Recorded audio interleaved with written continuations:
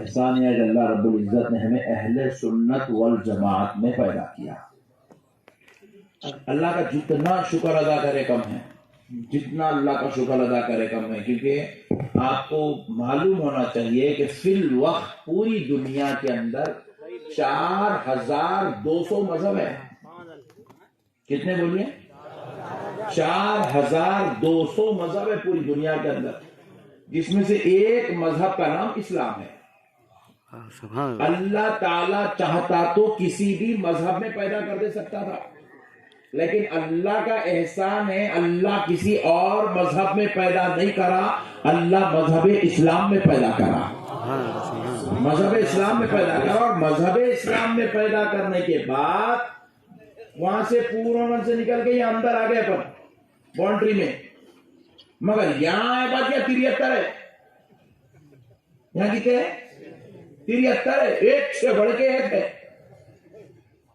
اللہ کا شکر ہے وہ 73 میں اللہ ادھر ادھر پیدا نہیں کرا، یا رسول اللہ بولنے والوں میں پیدا کرا، یا غوث بولنے والوں میں پیدا کرا، یا غریب نواز بولنے والوں میں پیدا کرا. اللہ کا شکر ادا کرتے رہنا چاہیے مسلمانوں. اللہ نے ہمیں مسلمان بنایا اور الحمدللہ اہل سنت والجماعت میں پیدا کیا. پھر کم ہو گئی، اچھا کر رہی تھی اب سے. ہاں تو اللہ کا شکر ادا کرتے رہیں کہ اللہ رب العزت نے ہمیں اہل سنت والجماعت میں پیدا کیا. تو پیارے دوستو، اب آپ اللہ رب العزت کے اس احسان کو سمجھتے ہوئے چلیے. دیکھیے آج ہمارے زمانے میں معاشرے میں ہم بالکل قیامت کے قریب کے دور میں ہیں. یہ دور اختلافات کا دور، انتشارات کا دور، جھگڑوں کا دور، فتنوں کا دور، بدماشیوں کا دور، خلفی شاریوں کا دور، اور سب سے بدترین چیز کیا ہے؟ یہ جہالت کا دور ہے. یہ کیا کا دور ہے؟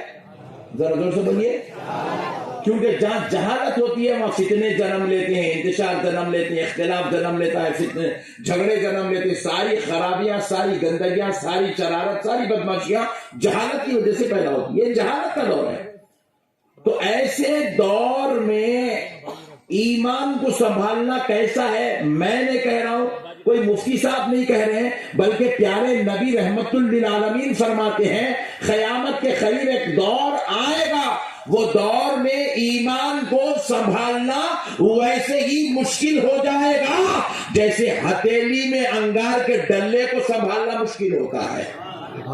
یہی وہ دور ہے، یہی وہ دور ہے جس میں ایمان کو سنبھالنا بہت مشکل ہے، بے انتہا مشکل ہے. کیونکہ یہ اختلاف کا دور، یہ فتنوں انتشار کا دور ہے، اور یہاں پر جتنے بھی فتنے پیدا کرنے والے ہیں آپ غور کر کے دیکھیے، وہ پورے جاہل اور بالکل جو ہے اللہ سے دور، رسول اللہ سے دور، اسلام سے دور، دین سے دور، سارے فتنے، سارے اختلافات، سارے جھگڑے انہی لوگوں کی وجہ سے ملتے ہیں آپ کو.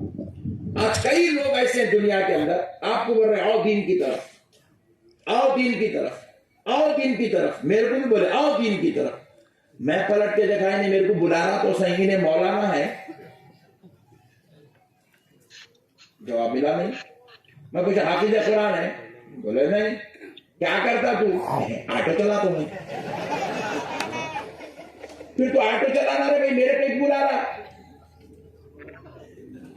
نہیں سمجھا؟ سمجھ لیں. دیکھو بھائی یہاں پہ اتنے بڑے بڑے شملے والے بیٹھے ہوئے، ٹوپیاں والے بیٹھے ہوئے، بڑے باپ کی اولاد بیٹھے ہوئے، بڑے لوگ بیٹھے ہوئے، سیدہ بیٹھے ہوئے، نیک لوگ بیٹھے ہوئے، پیچھے لوگ بیٹھے ہوئے. پھر نقشبندی صاحب کو کہیں بلائے گا وہاں سے؟ کہیں کو بلائے صاحب؟ اس لیے بلائے نقشبندی صاحب ایک عالم ہے.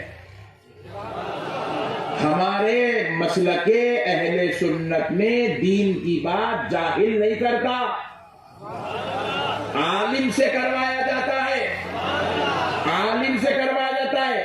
اس لیے 1400 سال ہو گئے یہ جماعت زوال پہ نہیں آئی، کیونکہ یہ جماعت کی رہبری جاہلوں کے ہاتھ میں نہیں ہے، عالموں کے ہاتھ میں ہے، صوفیوں کے ہاتھ میں ہے، ولیوں کے ہاتھ میں ہے، محبوبان خدا کے ہاتھ میں ہے.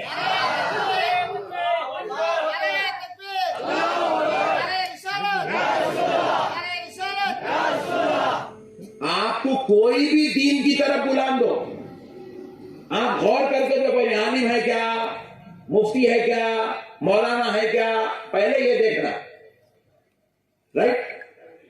انہیں اگر انا ڈی ایم کے ہے اس کی بات کو لائٹ جا رہے ایسا کرنا اس کے ساتھ. کیونکہ میں آپ کو ایک سوال پوچھ رہا ہوں, آپ کو ایک چھوٹا سا سر میں درد ہوا, آپ کسی جاہل سے گولی لیتے؟ بولیے بھائی. ارے یار لیتے جیسا دکھ رہا, پھر تم لوگ بول رہے ہیں کچھ بھی. جاہل سے گولی لیتے نہیں لیتے. آپ کو اپنے گاؤں کے اندر ایک اچھا گھر بنانا ہے, کسی جاہل سے گھر کا پلان لیتے؟ گھر کا پلان لینا ہے تو انجینئر سے لیتے, گولی لینا ہے تو ڈاکٹر سے لیتے, پھر حدیث قرآن گھاڑوں سے لیتے.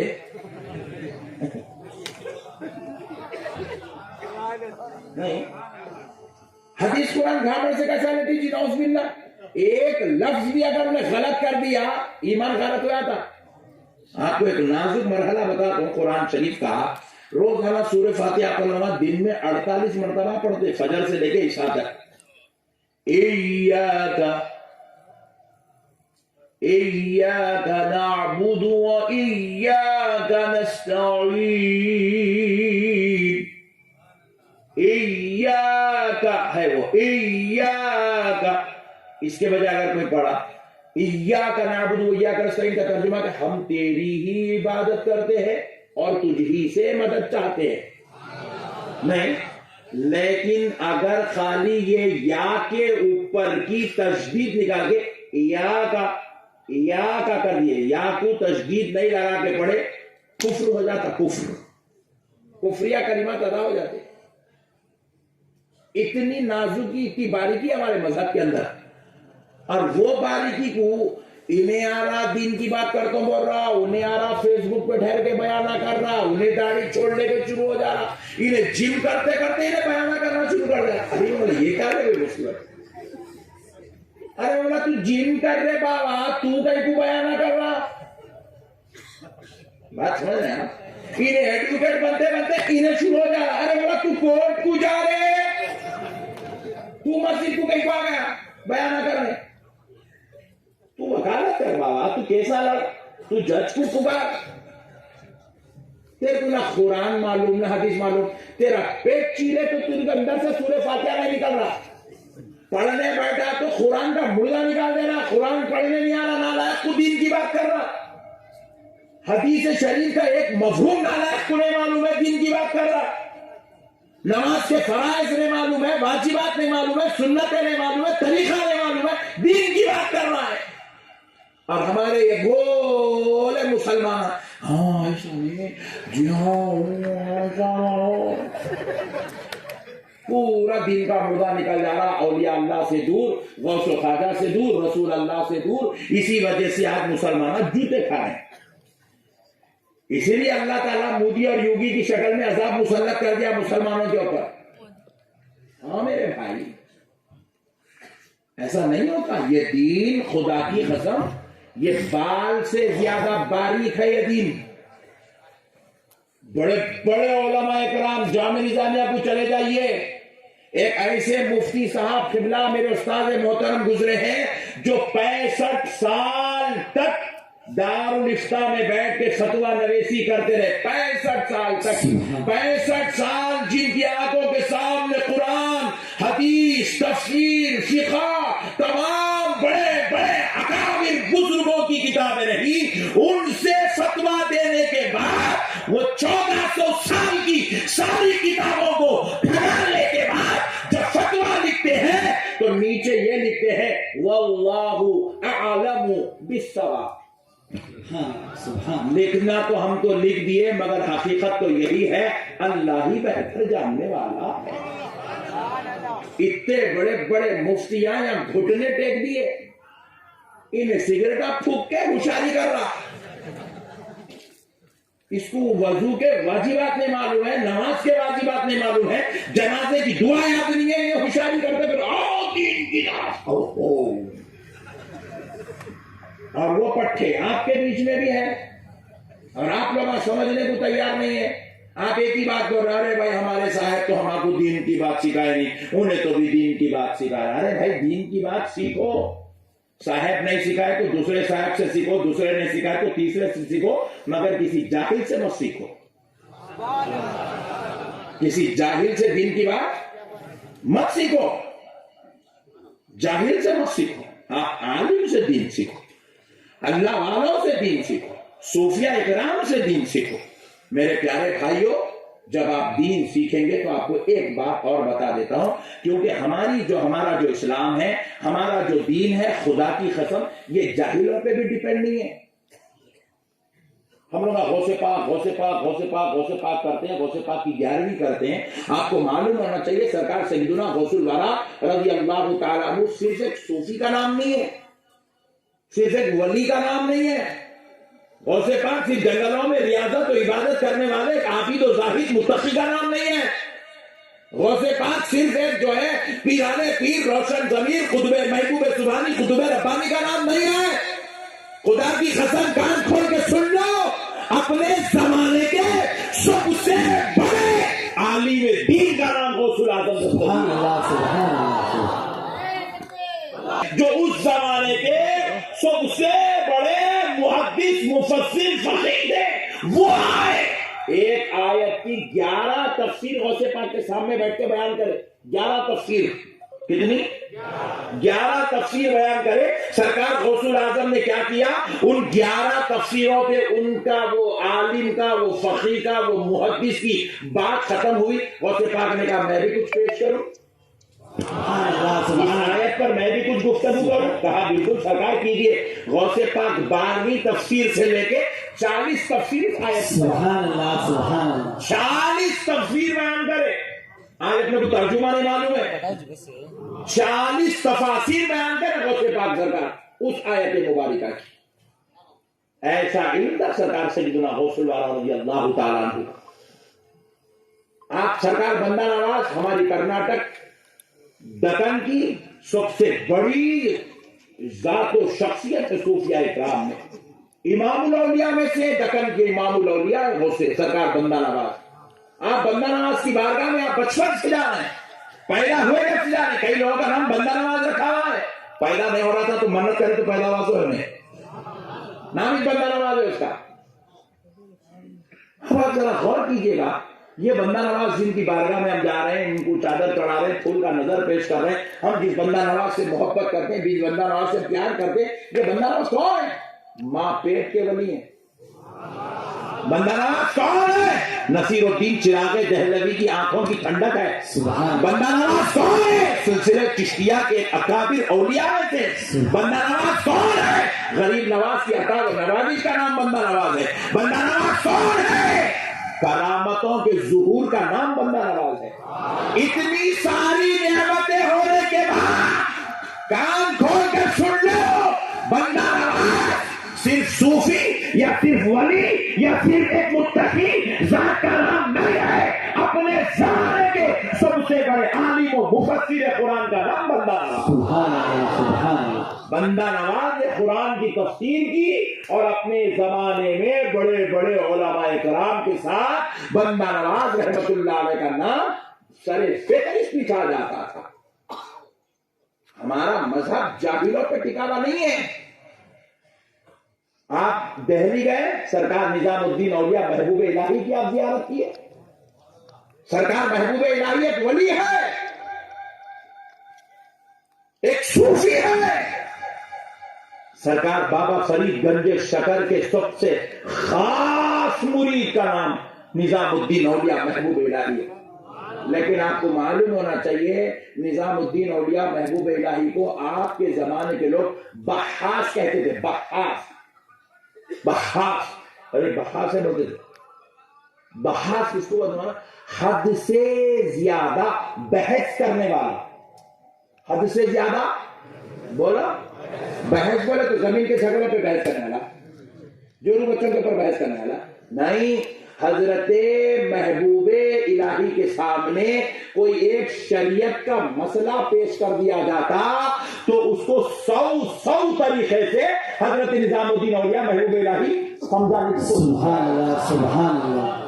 قرآن سے سمجھاتے تھے، حدیث سے سمجھاتے تھے، فقہ سے سمجھاتے تھے، صوفیہ کے اخلاق سے سمجھاتے تھے۔ وہ بات پہ اتنی بحث کرتے تھے کہ اس زمانے کے علماء نظام الدین اولیاء محبوب الہی کے سامنے آتے گردن جھکا کے منہ پہ انگلی رکھے بیٹھتے تھے، کہتے تھے ان سے بڑا عالم اس زمین پہ پیدا نہیں ہوا، فرماتے تھے سبحان اللہ سبحان اللہ. ایسی جلیل. ہمارا مذہب آپ یہ مت سمجھو جاہلوں کا ہے، اہل سنت جاہلوں کا ہے، خالی وہ چادرہ چڑھا لینا، پھولا چڑھا لینا، لائٹا لگا لینا، ایسا نہیں. یہ اب ہو رہا ہے ایسا، یہ اب ہو رہا ہے ایسا، ایسا نہیں ہے. ہمارے پاس جتنے اولیاء اللہ گزرے وہ بہت بڑے بڑے عالم تھے، وہ انتہائی اعلیٰ درجے کے متقی پرہیزگار تھے، وہ انتہائی اعلیٰ درجے کے جو ہے وہ مسائل کو حل کرنے والے تھے. ان کے بارگاہوں سے دین پھیلتا تھا. وہ متقی بھی تھے، پرہیزگار بھی تھے، عابد بھی تھے، زاہد بھی تھے، اور ساتھ میں اپنے دور کے سب سے بڑے علامہ بھی تھے، سب سے بڑے مفسر بھی تھے، سب سے بڑے محدث بھی تھے، سب سے بڑے محقق بھی تھے. آپ کو معلوم ہونا چاہیے سرکار سیدنا غوث الاعظم دستگیر رضی اللہ تعالیٰ کے مرشد کے مرشد کے مرشد کے مرشد کے ایک مرشد ہے، ان کا نام ہے حضرت معروف کرخی. پھر ان کے مرشد حضرت داؤد طائی، امام اعظم ابو حنیفہ کے خاص شاگردوں جن کو لاکھوں کی تعداد میں حدیث یاد تھی، اس ذات کا نام امام داؤد طائی ہے. یہ غوث اعظم کا مرشدوں میں سے لاکھوں حدیث یاد تھی، لاکھوں. آج آپ یاد رکھ لیجئے، آپ کو جاہلوں کے پیچھے جانا بولیے نہیں جانا، کبھی بھی جاہلوں کے پیچھے نہیں جانا. ترکاری والا بلایا اس کے پیچھے چل جا رہے، آٹو والا بولا اس کے پیچھے چل جا رہے، ناریل چھوڑنے والا بولا اس کے پیچھے، لیمبو والا بولا اس کے پیچھے. نہیں، نعوذ باللہ نہیں. آپ علماء کی صحبت اختیار کریے. اسی لیے تو میرے آقا کریم صلی اللہ علیہ وسلم نے فرمایا میرے امت کے عالم کی صحبت میں لمحہ بھر بیٹھنا، لمحہ سیکنڈ، لمحہ بھر بیٹھنا، میری امت کے عالم کی صحبت میں لمحہ بھر بیٹھنا 2 مہینے بغیر ریا کی عبادت کرنے سے زیادہ بہتر ہے. یعنی کہ ایک آدمی 2 مہینے تک نفل نماز، وہ بھی کہیں تو بھی کونے میں چھپ کے پڑھ رہا، کوئی دیکھ رہے چاہیے اس کو، ریاکاری مقصود نہیں، اللہ ہی اللہ ہو کے پڑھ رہا، تو کسی کونے میں 2 مہینے میں چھپ کے نماز پڑھا 2 مہینے تک، تو اس کو جو ثواب ملتا ہے عالم کی صحبت میں لمحہ بھر بیٹھ جائے تو اس کو اس نماز پڑھنے والے سے بڑھ کر ثواب ملتا ہے. سبحان اللہ سبحان. اتنا بڑا مقام ہے عالم کی صحبت میں بیٹھنا. اس لیے میرے پیارے بھائیوں، اللہ کے واسطے جاہلوں کی صحبت میں آپ بولو نہیں جانا. ہر داڑھی چھوڑنے والے کے پیچھے نہیں بھاگنا، ہر زلفوں والے کے پیچھے نہیں بھاگنا، ہر ٹوپی والے کے پیچھے نہیں بھاگنا، ہر کھٹے والے کو دیکھ کے نہیں بھاگنا. اور ان کی پیشانی تو بڑا گھٹا دکھ رہا، کچھ تو گھٹوں کو دیکھ کے چکر نہیں کھانا. علماء کی صحبت اختیار کرو. اب آؤ، جب آپ علماء کی صحبت میں آ جائیں گے، آج کے بعد نہیں بیٹھیں گے نا جاہلوں کے، کوئی بلائیں گے کھٹے مار کے تو جائیں گے تو نہیں. بولو جی، داڑیاں دیکھتے تو سرینڈر نہیں ہوں گے نا. جو رات میں نقشبندی صاحب کے ہاتھوں چومو، دن میں جا کے بازو والوں کے ہاتھوں چومو، ایسا تو نہیں کریں گے. ویری گڈ، شاباش، بہت اچھے. دیکھو بھائی، میرا کام ہے آپ کو حق کی بات بتانا. میرے کو آپ سے کوئی رشتہ نہیں ہے، میرے کو آپ سے کوئی تعلق نہیں ہے. بس میں اس لیے نیک بات بتا رہا ہوں کیونکہ میں چاہتا ہوں میرے آقا کی امت کو ہدایت کا راستہ نصیب ہو جائے. بروز محشر سرکار پوچھے کیا کر کے آیا؟ بولے یا رسول اللہ، آپ کی امت کو آپ کا راستہ بتا کے آیا. اپنا کام ہے امت کو آقا سے جوڑ دینا، اپنا کام ہے غلاموں کو آقاؤں سے جوڑ دینا. اب باقی کا کام ان کا ہے، کس کو رکھ لینا کس کو بھگا لینا. سبحان اللہ. ہاں، سب کو بھی نہیں رکھ لیتے، یہ بھی کمال ہے ان کا. نالائقوں کو نہیں رکھتے، بدتمیزوں کو نہیں رکھتے. نہیں، ایک باپ کے پاس 4 بیٹے ہیں، تینوں ادب کر رہے ہیں، چوتھا نکل گیا. باپ کا ارے کیوں نکل رہے، ایسا کرتا باپ. تو باپ بھی اپنے بیٹے کو نہیں رکھ لیتا، اسی طرح اللہ بھی بے ادبوں کو نہیں رکھ لیتا، گستاخوں کو بھی اللہ نہیں رکھ لیتا. یہاں ادب والے چلتے، یہاں پہ بدتمیز نہیں چلتے. یہاں پہ تو ہمارا کام ہے بتا دینا. تو ہم آپ کو اچھی بات بتا دے رہے ہیں. مرضی اپنے پاس کوئی زبردستی اہل سنت میں ہے ہی نہیں. آیا گڈ, نہیں آیا ویری گڈ. ہاں اہل سنت میں زبردستی نہیں ہے. یہاں پکڑ کے کہیں کوئی نہیں ہے. مثال دیتا ہوں سمجھانے کے واسطے. ایک ریٹیل شاپ رہتی, ریٹیلر کیا کرتا, دکان کے سامنے ایک آدمی کو ٹھہرا کرتا, گرا کو پکڑ کے لاؤ گے, رائٹ. ہول سیلر کیا کرتا, ٹھہرا نہیں کرتا. میں سمجھ گیا دیکھو اتنا ہنس رہے ہیں, انہوں بھی دکان والے دکھ رہے ہیں, انہوں نے اپنے والے بولے. ہول سیلر کبھی بھی جو ہے دکان کے سامنے آدمی کو کھڑا نہیں کرتا, پبلک کو بلا نہیں بولتا. کہیں کو نہیں بولتا کیونکہ اس کو معلوم ہے ان کو آنا ہی چاہنا ہے یہاں, کیونکہ یہاں نہیں آیا تو اس کی دکان چلتی کہ نہیں. تو اسی لیے اہل سنت بھی ہول سیلر ہے, کیونکہ ہر ایک کو یہاں آنا ہی چاہنا ہے. یہاں نہیں آیا تو جنت ملتی نہیں, جنت میں جانا تو آنا ہی چاہنا ہے. اور ریٹیلر کیا کرتے ہیں, اور اپنے کو کھٹ کے مارنے کی ضرورت نہیں ہے بھائی. مار لے, تو لے کے جا. اس لیے آپ کو بول رہا ہوں, آپ اللہ کے واسطے کھٹکوں کے پیچھے نہ کو جاؤ.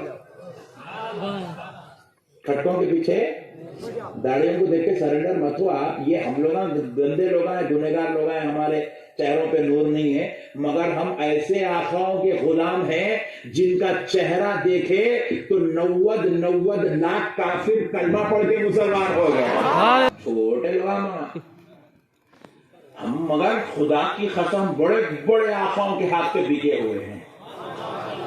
ہم ایسے آقاؤں کے ہاتھ پہ بکے ہوئے ہیں, رب نے جن کے ہاتھ میں کائنات رکھ دی ہے. ہم ایسے آقاؤں کے غلام ہیں. سرکار سیدنا غوث الورا ارشاد فرماتے ہیں, میں پوری کائنات کو ایسے ہی دیکھتا ہوں جیسے اپنی ہتھیلی میں رائی کا دانہ. ہم ایسے آقاؤں کے غلام ہیں, ہم ایسے آنکھوں کے غلام ہیں جن کا چہرہ دیکھے تو 90 لاکھ لوگ کلمہ پڑھ لیے ہیں. ہم ایسے آقاؤں کے غلام ہیں جو دکن پہ آ گئے ہیں تو سارے دکن کو مسلمانوں کا مرکز بنا کے چھوڑ دیے, الحمدللہ ہم ایسے آقاؤں کے غلام ہیں. تو آپ ہم کو مت دیکھو, ہم بڑے بڑے آقاؤں سے رشتہ رکھتے ہیں. تو بہرحال تو اب ہو گیا, آپ جاہلوں کے پیچھے نہیں جائیں گے. کون جائیں گے, ہاتھ اٹھاؤ. ارے واہ سبحان اللہ. تو مطلب تقریر سب کو سمجھ میں آ رہی. ارے اپن بولے تو بازو والوں کو سمجھ میں آتا جی, تم تو گھر والے ہیں. سبحان اللہ. اب دوسرا مسئلہ سن لو. اب ہو گیا جاہلوں کے پیچھے جانا, میں بولا عالموں کے پیچھے جاؤ. تو اب آپ کل صبح فیس بک دیکھے, بازو کے مولانا مل گئے,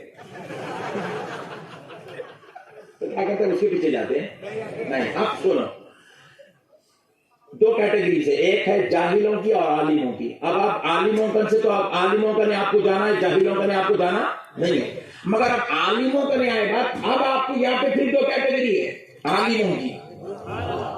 عالم کے پیچھے جاؤ, مگر اس عالم کے پیچھے جاؤ جس کے دل میں غوث و خواجہ کی محبت نظر آتی ہے, جس کے دل میں امام حسن و حسین کی محبت نظر آتی ہے, جس کے دل میں خلفائے راشدین کا پیار نظر آتا ہے, جس کے دل میں آمنہ کے لال کی عزت و عظمت نظر آتی ہے, جو میرے مصطفیٰ کے علم غیب کو مانتا ہو, جو میرے نبی کے حاضر و ناظر ہونے کو مانتا ہو, جو میرے نبی کے لاحقہ تشریف لے جانے کو مانتا ہو, جو میرے نبی کے معراج کو مانتا ہو, ویسے عالم کے پیچھے جاؤ جس پہ مدینے والے مصطفیٰ کی کرم و نوازی ہو گئی.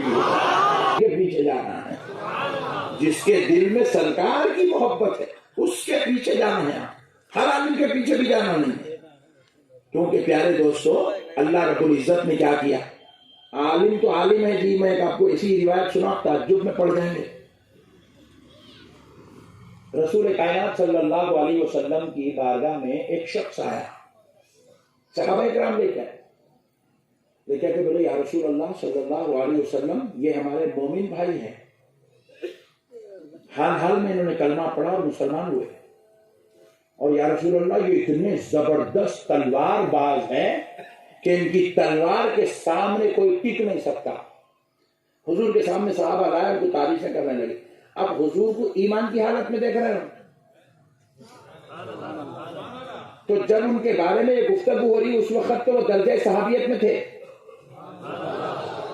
نہیں، اس وقت تو وہ صحابہ کی صف میں بیٹھے ہوئے تھے، صحابہ کے ساتھ بیٹھے ہوئے تھے، مجلس رسول میں صلی اللہ علیہ وسلم، مجلس رسول میں رسول اللہ کے سامنے ان کی تعریف ہو رہی۔ اب نبی مکرم صلی اللہ علیہ وسلم سے وہ اجازت دی، حضور آپ اجازت دیجئے میں میدان جنگ میں جانا چاہتا ہوں۔ حضور خیمے میں بیٹھے ہوئے تھے، میدان جنگ تھا، حضور بولے جائیے۔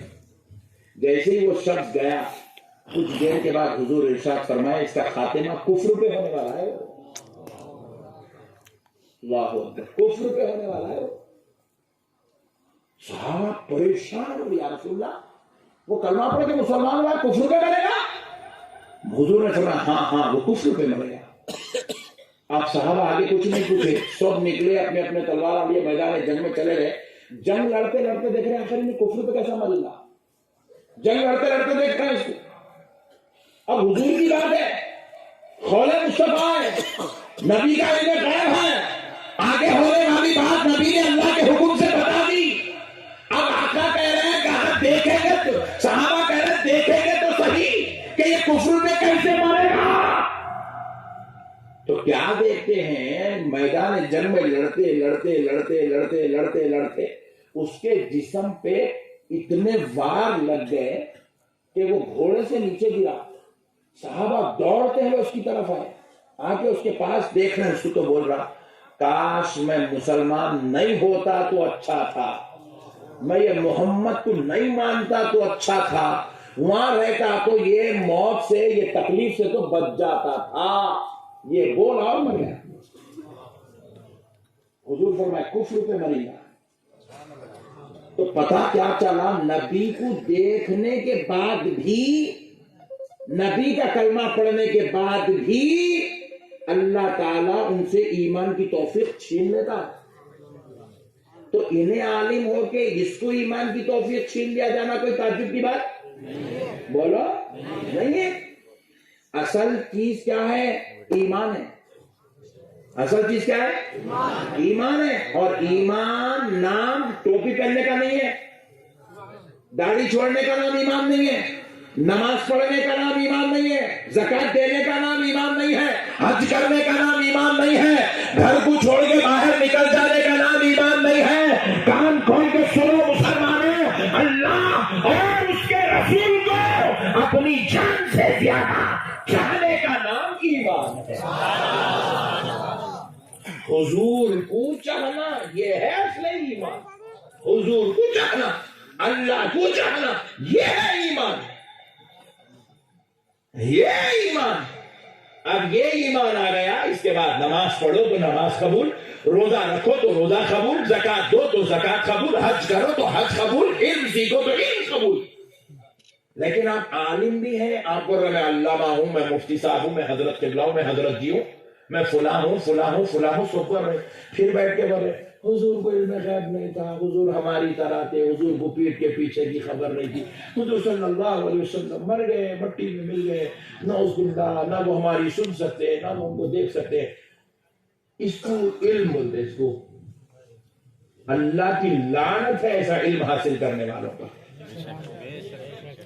کیا ہے بولا ایسا علم حاصل کرنے والوں پر؟ اللہ کی لعنت۔ بولو اللہ کی لعنت ہے، اللہ کی لعنت، زمین کے ذرے ذرے کی لعنت، سارے انسانوں کی لعنت، سارے فرشتوں کی لعنت ان پر جو ایسا علم حاصل کرے، نعوذ باللہ۔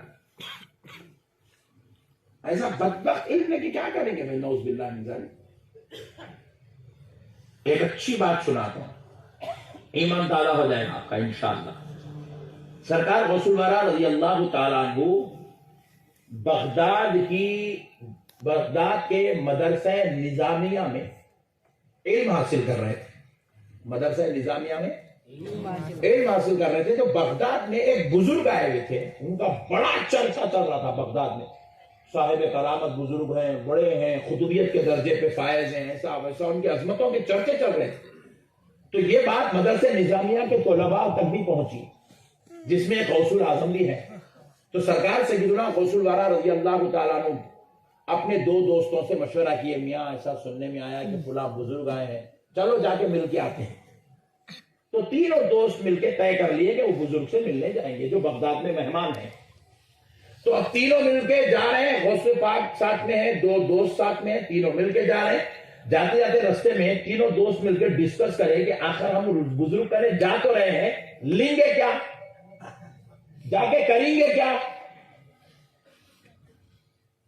ہم لوگ ابھی درگاہ کو آ رہے ہیں, لینا کیا ہے, کرنا کیا ہے, سنو اب.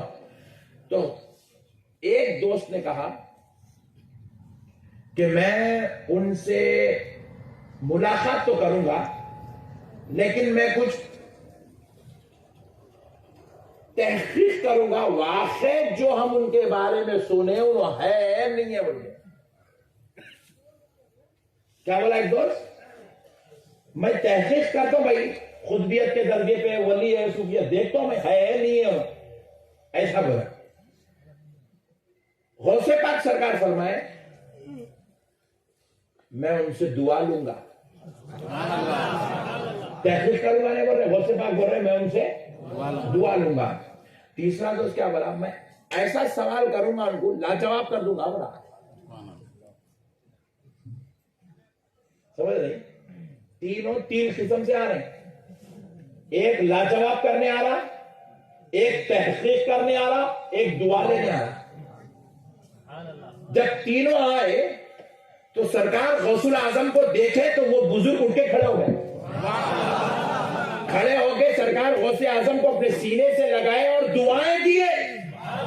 دے کر کہا بیٹے اللہ نے جو نعمت ہم میں رکھی ہے اللہ وہ نعمت تم میں منتقل کر کے تم کو اعلیٰ مقام پہ سربراہ فرمائے. بیٹے تو دعا لینے آیا تھا, میں تجھے دعا دے رہا ہوں.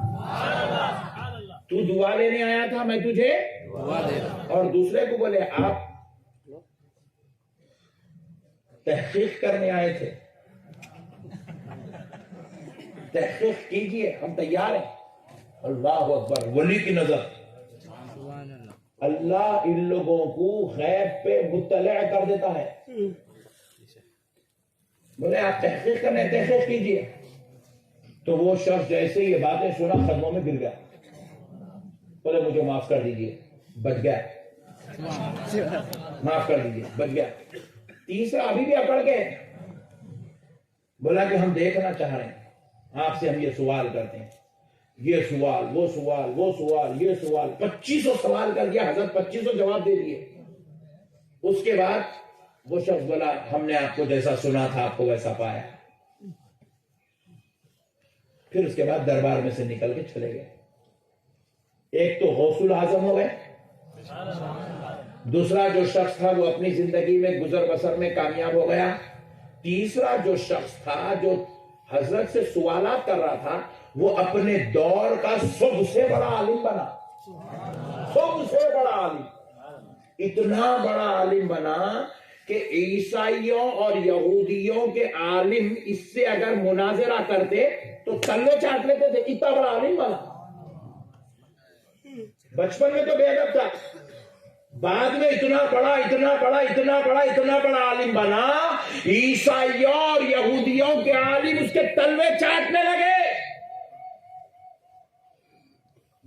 مگر ایک عیسائی بادشاہ نے ترکیب بنائی کہ اس کو کسی بھی صورت ہرانا ہے, کچھ بھی کرنا ہے اس کو ہرانا ہے. تو وزیر کو بات جب کانوں تک پہنچی, بولے سرکار میرے پاس ایک مشورہ ہے, آپ اگر برا نہیں مانتے تو میں مشورہ دیتا ہوں, کیونکہ اس کی ایک کی وجہ سے ہمارا مذہب عیسائیت خطرے میں پڑ گیا پورا. انہیں ایک اپنی طرف آ گیا تو اپنا مذہب پھر سے بھاگنا شروع ہوتا. تو بادشاہ بولے کیا ہے ترکیب دیجیے. عیسائی بادشاہ تھے, بولے ترکیب دیجیے, کیا ہے مشورہ دیجیے. بولے سرکار آپ کی جو بیٹی ہے وہ انتہائی حسین جمیل خوبصورت ہے, اس مسلمان عالم کو ہم مناظرے کے لیے بلائیں گے، کرسی پہ بٹھائیں گے، سامنے عیسائی عالموں کو بٹھائیں گے، جیسے ہی ہمارے عیسائی عالم ہارنے پہ آ جائے ہم پردے ہٹا کے آپ کی بچی کا دیدار کرائیں گے، اور جیسے ہی وہ آپ کی دختر پہ نظر ڈالے گا مجھے یقین ہے وہ پھسل جائے گا۔ ایسے ہی ہوا، مناظرہ رکھے، انہیں جیت رہا، پورا فل زبردست کیف و کیفیت کے ساتھ دے رہا، پردے ہٹا دیے، بچی کو سامنے لا کے چھوڑ دیے۔ وہ دوشیزہ کو دیکھا تو بس انہیں خالی دیکھتے رہے گا، بولا سوالہ کر رہے ہیں ادھر گم ہو گئے۔ دیکھ رہے ہیں آپ بے ادبی کا نتیجہ، گم ہو گیا ادھر۔ بچپن میں بے ادبی کرا، جواب اللہ 30 سال 35 سال کے بعد دے رہا، گم ہو گیا۔ ایسا گم ہوا کہ وزیر آ کے کان میں بولا اگر آپ اجازت دے تو میں اس لڑکی سے آپ کا نکاح کروا دوں، بس شرط اتنی ہے آپ عیسائی بن جائیے۔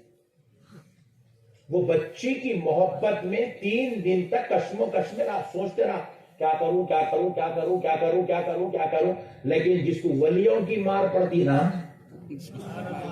جو ولیوں کی بارگاہوں میں بے ادبی کی نیت سے آتا ہے، اللہ اس پر ایسا عتاب نازل کرتا ہے کہ وہ جو ہے 3 دن کا فیصلہ کرا کہ مجھے اس لڑکی سے شادی کرنا ہے۔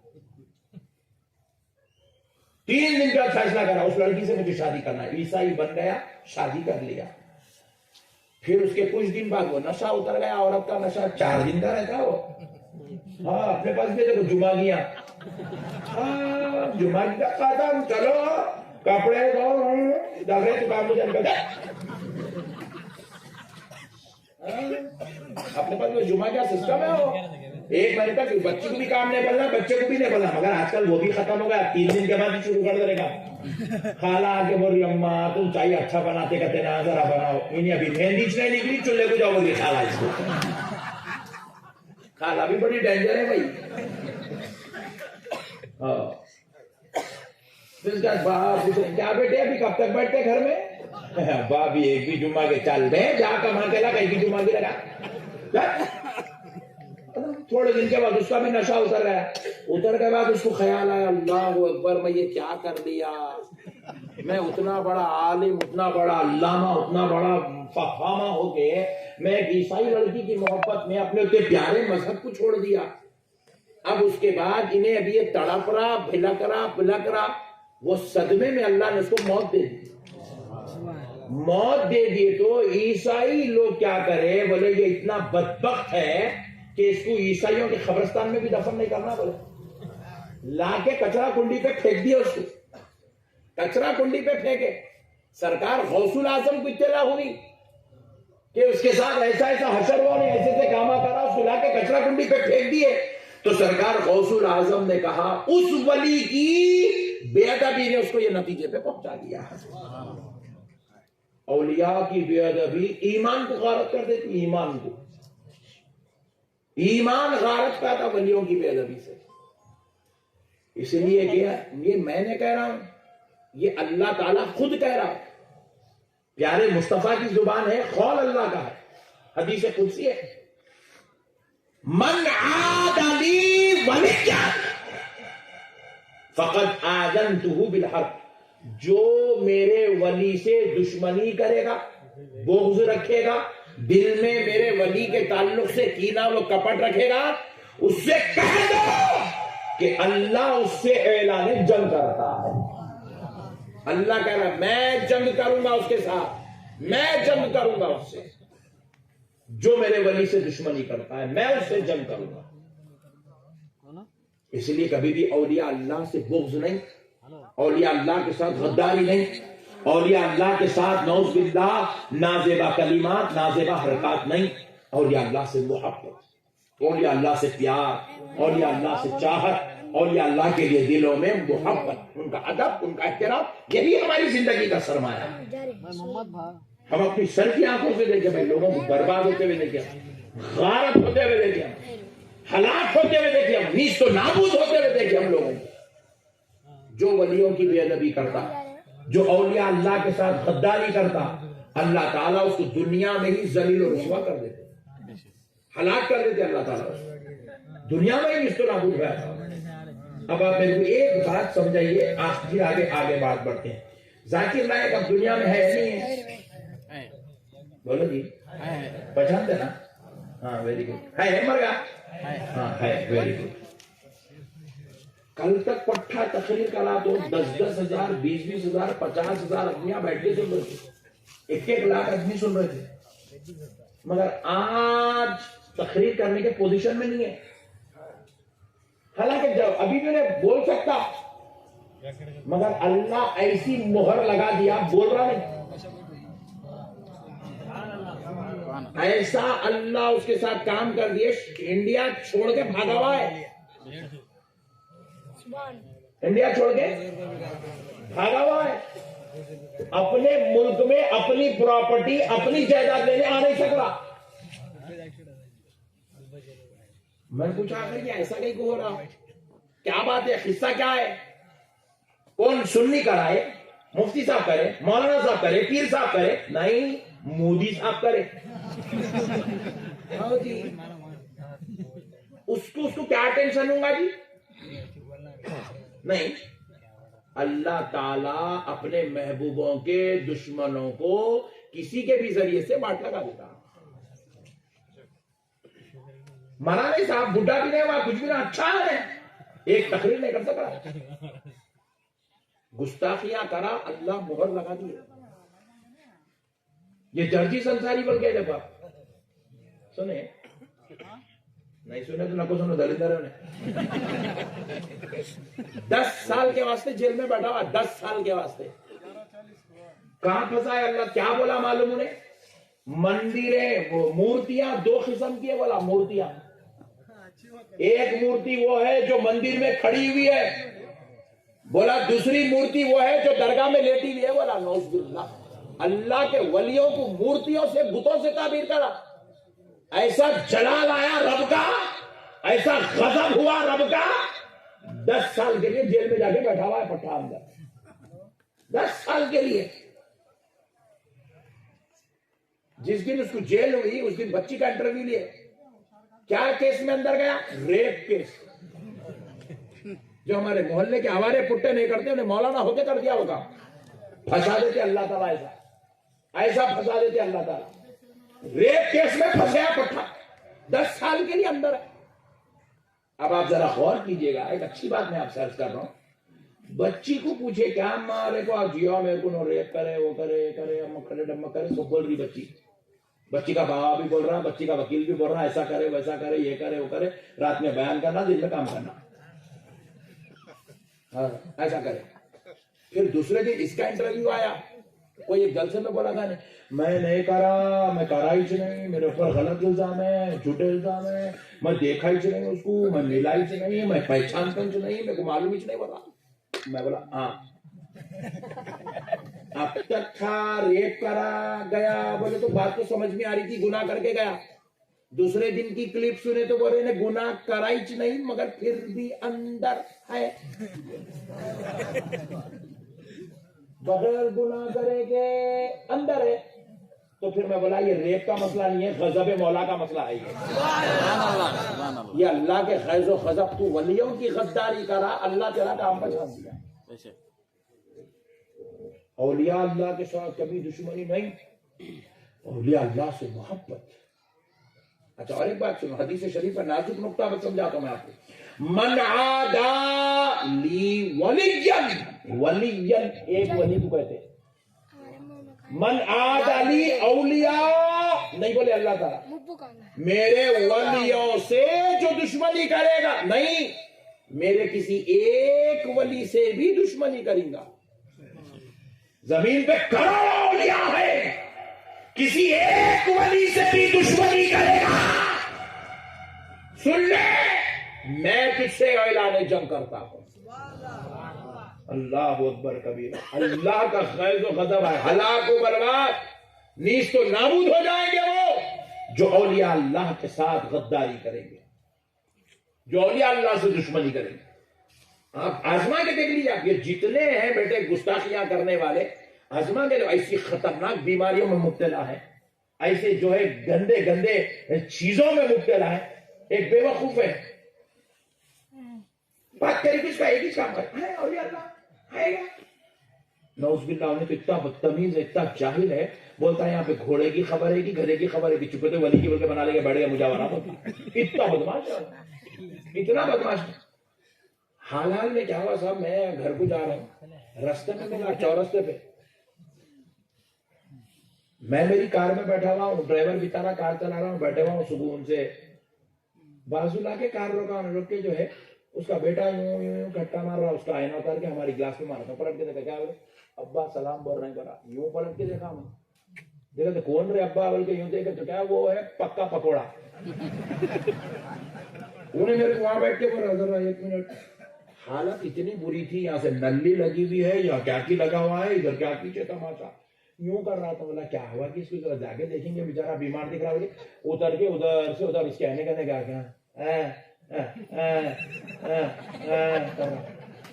مطلب میری زبان کاٹ دی ہے, ورنہ زبان کاٹ دیا اس کی, کینسر ہوا اس کو. میں بولا وارے خدا تیرا غضب, اللہ اکبر. جس زبان سے ولیوں کے ساتھ بد کلامی کرا اللہ, وہ زبان کاٹ دیا اس کی. غضب آتا میرے بھائی. یہاں سے بچے بڈھے بڈھے نظر کی داڑھی سے پیتی آ رہی ہے نہیں. ولیوں کے چاہنے والوں کو اللہ ضعیف ضعیف بھی کرتا, چہروں پہ نور بھی دے دیتا. یہ ہے ولیوں کی محبت. میرے کو رکانے کے واسطے, یہ تقریریں بند کرانے کے واسطے حیدرآباد سے لے کے سعودی عرب تک مہم چلی صاحب, ابھی بھی چل رہی, جو روزانہ چل رہی. کل بھی میں دادا پیر آئے تھے, وہاں تھا ہمارا بیان, کل گنگاوتی میں نہ بولے کچھ بھی ہو جائے, نقش بندی صاحب کا تو بیان نہیں ہونے دیتے بولے. اور خدا کی قسم بول رہا ہوں, ان لوگ نہیں بولتے تو میں 1% کرنے والا تھا, ان لوگ بولے بول کے 100% کر کے یہاں چل رہے ہیں.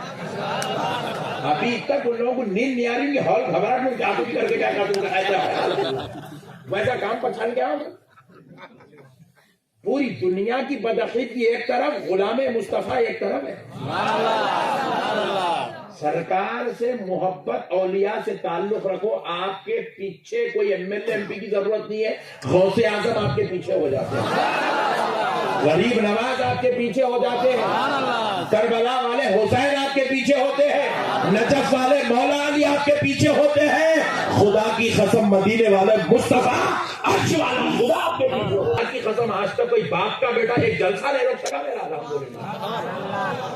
اور میں کئی زمانے کے بعد کی تھوڑی پبلک میں بیان کروں, کئی زمانے کا, میرے کو یاد نہیں ہے کتنے دنوں کا تھا, میں اتنا چھوٹا مجموعہ دیکھے, کئی زمانے کا, جہاں گیا ہزاروں کی تعداد میں عاشقان رسول.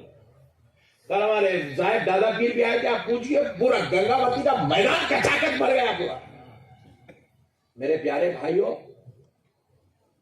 پرسوں بیان تھا میرا, ہمارے کھمبات شولاپور سے ایک دن پہلے کھمبات میں 27 تاریخ کو بیان تھا, کھمبات گجرات میں 1 لاکھ کا مجموعہ تھا. پھر وہاں سے 28 تاریخ کو آیا شولاپور میں, وہاں پہ ہزاروں کی تعداد. پھر کل آیا 29 تاریخ گنگاوتی میں, وہاں ہزاروں کی تعداد. آج پھر بیٹھا, یہاں 1000 تو نہیں ہے مگر ایک ایک آدمی 1000 کے برابر ہے الحمدللہ. عاشقان رسول میرے آقا غوث پاک کے غلام بیٹھے ہوئے ہیں, ان لوگوں پٹے اندر ہو رہے ہیں اور غوث کا غلام اوپر ہو رہا ہے. میرے پیارے بھائیوں, اللہ اس کے رسول کو محبت کرو, اولیاء اللہ سے پیار کرو, بزرگوں کو چاہو, غیب سے مدد ہوتی جی. تمہارا اٹھنا بیٹھنا, جینا چلنا پھرنا, آنا جانا, حتیٰ کہ مرنا, سب کچھ غوث اعظم کے حوالے ہو جانا, سب کچھ مولا علی کے حوالے ہو جانا, سب کچھ پیارے مصطفیٰ کے حوالے ہو جانا, سب کچھ رب کے حوالے ہو جانا. پھر دیکھو اس کے بعد قدم تمہارے ہوں گے, کامیابی اس کی عطا کی جائے. دن تمہارا ہوگا, فضل اللہ کا ہوگا, رات تمہاری ہوگی, کرم پروردگار کا ہوگا. کیونکہ ہمارے بزرگاں ہم کو کبھی تنہا, بولو کبھی تنہا نہیں چھوڑتے, کبھی نہیں چھوڑتے تنہا, کبھی نہیں چھوڑتے. وہ تو خبر میں چھوڑنے والے نہیں ہیں یار, تنہا دنیا میں کہاں سے تنہا چھوڑیں گے, نہیں. کبھی تنہا چھوڑنے والے وہ ہر حال میں غلاموں پہ نظر رکھتے ہیں، ہر حال میں غلاموں پہ نظر کرم کرتے ہیں. ارے میرے غوث پاک ارشاد فرماتے ہیں میرا مرید بیٹے پیر خرید کر کے بیٹھو، ادب سے بیٹھنا جی گندے بچے. ہاں جاتے مولانا کی طرف بھی پیرا کر رہا دیوار بے ادب.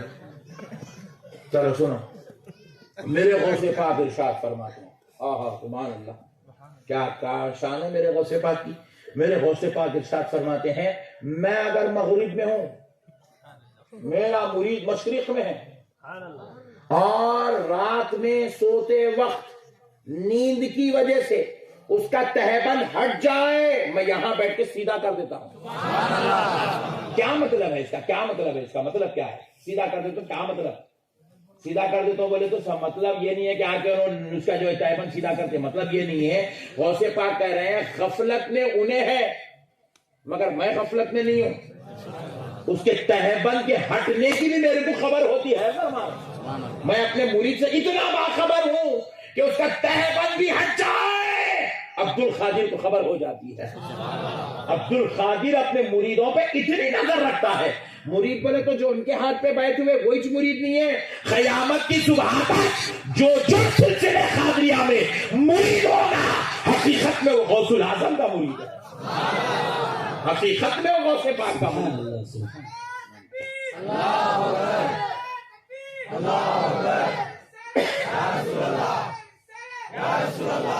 اچھا اب اس میں بعض لوگ سوچ رہے ہیں نقشبندی صاحب تو نقشبندی ہے قادری تو ہے.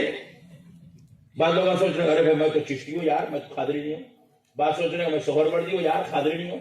یاد رکھو چاہے کوئی بھی نقشبندی رہو وہ نقشبندی بھی ہوتا ہے قادری بھی ہوتا ہے. کوئی بھی چشتی ہو وہ چشتی بھی ہوتا ہے قادری بھی ہوتا ہے کیونکہ ہر سلسلے میں غوث پاک کی خلافت ہے. کوئی سہروردی ہو وہ سہروردی بھی ہے وہ قادری بھی ہے اور جو قادری ہے وہ صرف قادری ہے. ہر سلسلے میں غوث پاک کی خلافت ہے. تو اس لیے میرے پیارو اللہ کے واسطے بزرگوں سے اپنے تعلق کو جوڑو، بزرگوں سے ٹوٹ وابستگی، بزرگوں سے محبت، بزرگوں سے نسبت جوڑ کے رکھنا پڑتا. آپ کو اللہ تعالیٰ یہ محی الدین محب الحق صاحب قبلہ رحمت اللہ علیہ کو اللہ تعالیٰ یہاں کئی کو بھیجے. آئے جب سے بول رہے ہیں جالنا میں تھے جالنا میں تھے جالنا میں تھے جالنا میں تھے. پھر جالنا سے میں حیدرآباد سے نہیں آ رہا ہوں جالنا سے کئی کو آئے. یاد رکھو اولیاء آتے نہیں ان کو بھیجایا جاتا ہے. غریب نواز تھے عراق میں ہے نا، پیدا ہوئے ایران میں، بڑے ہوئے عراق میں، رہنا تھا عراق میں. کیا عراق میں کھانا نہیں ہے؟ کیا عراق میں زمین نہیں ہے؟ کیا عراق میں خاندان نہیں ہے؟ کیا عراق میں قبیلہ نہیں ہے؟ ان کے پیر و مرشد وہاں ہیں، ان کے پورے پیر بھائی وہاں ہیں، ان کا خاندان وہاں ہے، ان کا قبیلہ وہاں ہے، ان کا کاروبار وہاں ہے، ان کا تجارت یہاں ہے وہاں ہے. مگر رسول اللہ اور اللہ نے ان کو سب کچھ چھڑوا دیا، ہندوستان کو بھجوا دیا. تو حضرت غریب نواز آئے نہیں، اللہ اس کا رسول بھجوایا. یہ اولیاء اللہ آتے نہیں ہیں، اللہ ان کو بھیجاتا ہے کیونکہ ایک ایک کو ایک ایک علاقے کی نمائندگی دی جاتی ہے. ایک ایک علاقے کے یہ نمائندہ ہوتے ہیں. نہیں بی جے پی پارٹی ہے دلی میں، ایم ایل اے ہے کرناٹک میں، لوگ نہیں ان کا نمائندہ ہے. کانگریس پارٹی کا ہیڈ آفس ہے دلی میں، ان کا کونسلر ہے آپ کے علاقے میں. کیا مطلب؟ ان کا نمائندہ ہے. یہ سیاسی مثال اس لیے دے رہا ہوں بات سمجھ میں آنا بلکہ. اسی طرح پوری کائنات کے دینی اور دنیاوی مرکز کا نام مدینۃ المنورہ ہے اور وہاں سے سب کو ڈیوٹیز تقسیم ہوتی ہے. بغداد والے آقا سب کو مقرر کرتے، تم وہاں جاؤ، تم وہاں جاؤ، تم وہاں بیٹھو، تم وہاں بیٹھو، تم وہاں بیٹھو. وہ علاقہ خالی ہے، بولے وہاں بیٹھ جاؤ، جاؤ بیٹھ جاؤ، وہاں بیٹھ جاؤ. کیوں بٹھاتے ہیں لوگوں کو؟ کیونکہ اللہ چاہتا ہے یہاں کے مسلمانوں کے جو مسائل ہیں، چاہے وہ روحانی مسائل ہو چاہے وہ دنیاوی مسائل ہو، اللہ چاہتا ہے اس محبوب کے ذریعے سے وہ نعمتیں ان کو دی جائیں گی. تو اللہ تعالیٰ اپنے محبوبوں کو جو مقرر کر کے بٹھاتا، مقرر کر کے بٹھاتا. یہ محبوب اللہ کی طرف سے آتے ہیں. ہم جس مدرسے میں پڑھے جامع نظامیہ جس کا نام ہے، وہ مدرسے کے جو بانی اور فاؤنڈر ہیں وہ ہے حضور سیدنا امام انوار اللہ فاروقی فضیلت جنگ خان بہادر علیہ رحمت و رضوان. سبحان اللہ سبحان اللہ. آپ کھندھار کے رہنے والے، مہاراشٹر کے. آپ کھندھار سے رسول اللہ کی بارگاہ میں چلے گئے. ایک بار گئے واپس آئے، دوسری بار گئے واپس آئے، تیسری بار یہ نیت سے گئے اب میں واپس نہیں آؤں گا، میں میرے آقا کے شہر میں اپنی زندگی پوری گزار دوں گا. سرکار کے خادم و غلام بن کے سرکار کے شہر میں رہنے لگے. مگر آمنہ کے لال کا نظام ہی کچھ اور ہے. حضور خواب میں تشریف لائے، کہا انوار اللہ تمہیں مدینے میں رہنا چاہیے، تمہیں دکن کی طرف سفر کرنا، وہاں جاؤ ایک جامعہ قائم کرو جس جامعہ کے ذریعے سے ہم لاکھوں کروڑوں دلوں کو اپنا فیض پہنچانا چاہتے ہیں، اپنا فیض پہنچانا چاہتے ہیں. وہ سرکار بانی جامعہ پریشان ہو گئے، بولے میں تو آقا کی بارگاہ میں آ گا، مجھے یہ جانے کا خواب پڑا. ہو سکتا ہے شاید ایک دن آپ نے سوچا کہ بھئی ہو سکتا ہے کہ میری محبت کی وجہ سے خواب پڑا ہوں گا، دوسرے دن بھی خواب پڑا، تیسرے دن خواب پڑا. آپ پھر دکن کو تشریف لانے کا ارادہ کر لیے تو اب رسول اللہ صلی اللہ علیہ وسلم کی بارگاہ اقدس میں حاضر ہوئے، رونے لگے. یا رسول اللہ آپ سے دور ہو رہا ہوں، آقا آپ سے دور ہو رہا ہوں. عاشق رسول اللہ رونے لگے. تو پھر پیارے مصطفیٰ کی طرف سے آپ پر یہ کشف ہوا کہ فرمایا گیا کہ انوار اللہ پریشان نہ ہونا، جب ہماری یاد آئے آنکھ بند کر لینا، ہم تمہیں اپنے جلوے دکھا دیں گے. سرکار بانی جامعہ آئے اور الحمدللہ ایک ایسا اللہ نے ان سے کام لیا، نبی نے ان سے کام لیا. 150 سال ہو گئے، آج بھی وہ جامعہ ہزاروں لاکھوں دلوں کو علم کی شمع سے روشن و منور کرتا. تو اس سے کیا پتا چلا؟ ولی آتے نہیں ہیں، بھجوائے جاتے ہیں. یہ حضرت آئے نہیں، یہ آپ لوگوں کے واسطے اللہ حضرت کو یہاں بھیجا. اب فائدہ ہونا، بولو جی ہونا نہیں ہونا. تو جو جتنا دل لگائیں گا اللہ اس کو اتنا فائدہ پہنچائیں گا، جو جتنا یا توجہ کریں گا اللہ اس کو اتنا عطا کریں گا.